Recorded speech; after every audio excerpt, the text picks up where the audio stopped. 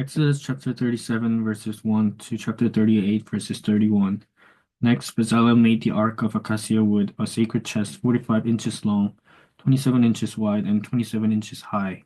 And he overlaid it inside and outside with pure gold, and he ran a molding of gold around it. He cast 4 gold rings and attached them to its 4 feet, 2 rings on each side. Then he made poles from acacia wood and overlaid them with gold. He inserted the poles into the rings at the sides of the ark to carry it. Then he made the ark's cover, the place of atonement, from pure gold. It was 45 inches long and 27 inches wide. He made 2 cherubim from hammered gold and placed them on the 2 ends of the atonement cover. He molded the cherubim on each end of the atonement cover, making it all of one piece of gold. The cherubim faced each other and looked down on the atonement cover. With their wings spread above it, they protected it. Then Bezalel made a table of acacia wood, 36 inches long, 18 inches wide, and 27 inches high. He overlaid it with pure gold and ran a gold molding around the edge. He decorated with a 33-inch border all around, and he ran a gold molding all along the border. Then he cast four gold rings for the table and attached them at the 4 corners next to the four legs. The rings were attached near the border to hold the poles that were used to carry the table. He made these poles from acacia wood and overlaid them with gold. Then he made special containers of pure gold for the table, bowls, ladles, jars, and pitchers to be used in pouring out liquid offerings.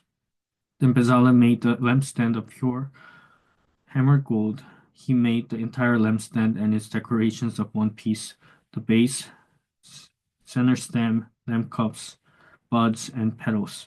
The lampstand had 6 branches going out from the center stem, 3 on each side.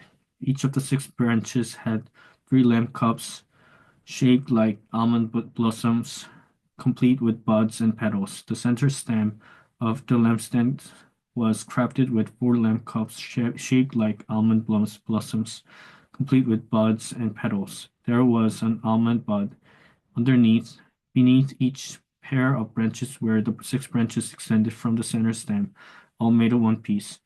The almond buds and branches were all of one piece, and with the center stem, and they were hammered from pure gold. He also made 7 lamps for the lampstand, lamp snuffers, and trays, all of pure gold. The entire lampstand, along with its accessories, was made from 75 pounds of pure gold.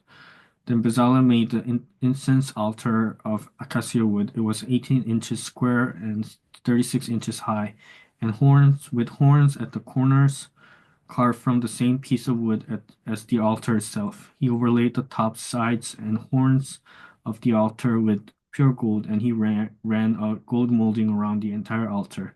He made 2 gold rings and attached them on opposite sides of the altar below the gold molding to hold the carrying poles.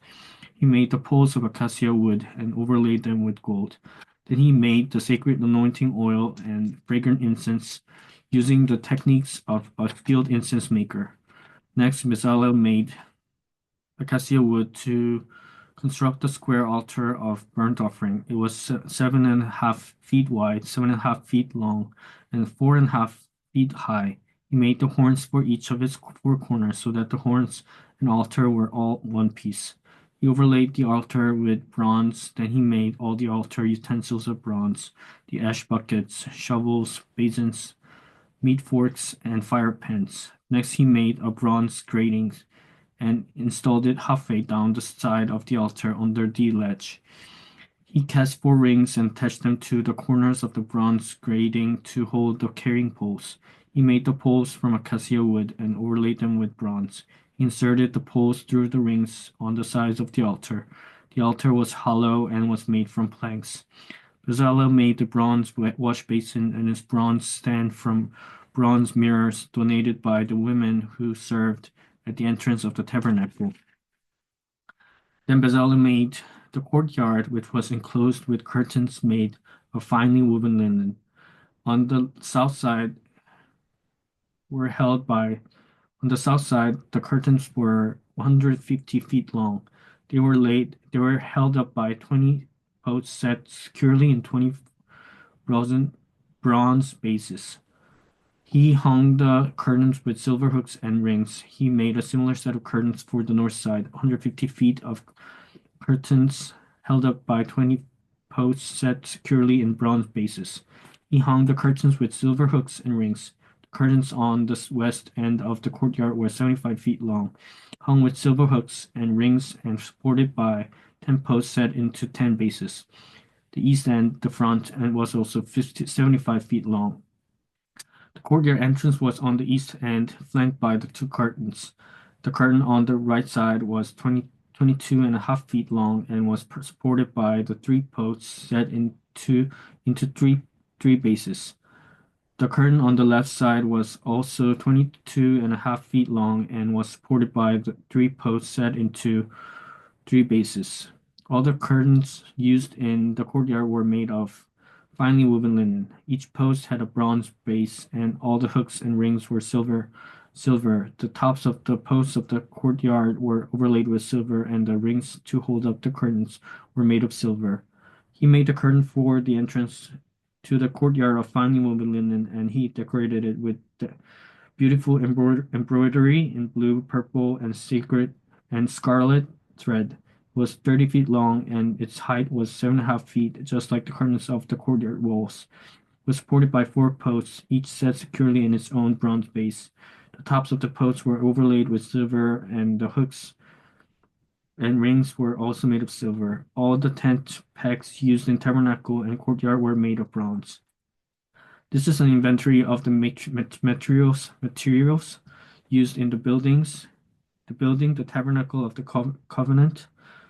The Levites compiled the figures as Moses directed, and Ithamar, son of Aaron, the priest, served as recorder.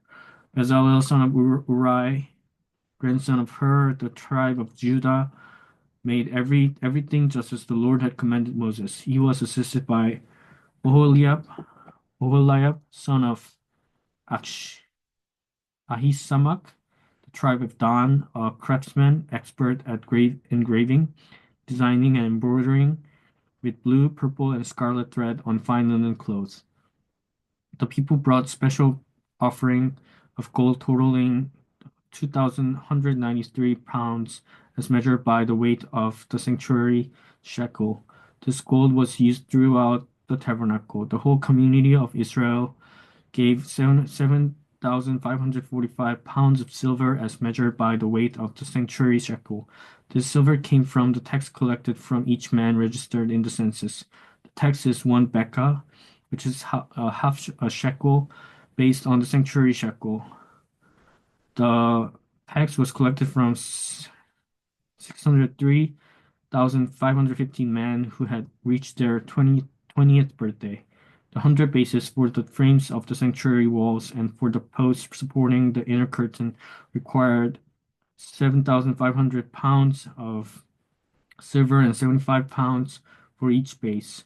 The remaining 45 pounds of silver was used to make the hooks and rings and to overlay the tops of the posts. The people also brought as special offerings 5,310 pounds of bronze, and which was used for the casting of the braces for the posts at the entrance of the tabernacle and for the bronze altar with its bronze grating and all the altar utensils. Bronze was also used to make the bases for the posts that supported the curtains around the courtyard, the bases for the curtain at the entrance of the courtyard, and all the tent pegs for the tabernacle and the courtyard. Matthew chapter 28, verses 1 to 20. Early on the Sunday morning, as the new day was dawning, Mary Magdalene and other Mary went out to visit the tomb. Suddenly there was a great earthquake, for an angel of the Lord came down from heaven, rolled aside the stone, and sat on it. His face shone like lightning, and his clothing was as white as snow. The guards shook with fear when they saw him, and they fell into a dead faint. Then the angel spoke to the woman. "Don't be afraid," he said. "I know you are looking for Jesus, who was crucified. He isn't here. He's risen from the dead, just as he said would happen. Come see where his body was lying." And now go quickly and tell his disciples that he has risen from the dead, and he is going ahead of you to Galilee. You will see him there. Remember what I have told you." The women ran quickly from the tomb. They were frightened. They were very frightened, but also filled with great joy, and they rushed to give the disciples the angel's message. And as they went, Jesus met them and greeted them, and they ran to him, grasped his feet, and worshipped him. Then Jesus said to them, "Don't be afraid. Go tell my brothers to leave for Galilee, and they will see me there." As the women were on their way, some of the guards went into the city and told the leading priests what had happened. A meeting with the elders was called, and they decided to give the soldiers a large bribe. They told the soldiers, "You must say Jesus' disciples came during the night while we were sleeping. They stole his body. If the governor hears about it, we will stand up for you so you won't get in trouble." So the guards accepted the bribe and said what they were told to say. Their story spread widely among the Jews, and they still tell it today. Then the 11 disciples left to Galilee, left for Galilee, and going to the mountain where Jesus had told them to go. When they saw him, they worshipped him, but some of them doubted. Jesus came and told his disciples, "I have given all the authority in heaven and all the earth. Therefore go and make disciples of all the nations, baptizing them in the name of the Father and the Son and the Holy Spirit. Teach these new disciples to obey all the commands I have given you. And be sure of this, I am with you always, even to the end of the age." Psalm chapter 34, verses 11 to 22. "Come, my children, listen to me, and I'll teach you to fear the Lord. Does anyone want to live a life that is long and prosperous? Then keep your tongue from speaking evil and your lips from telling lies. Turn away from evil and do good. Search for peace and work to maintain it.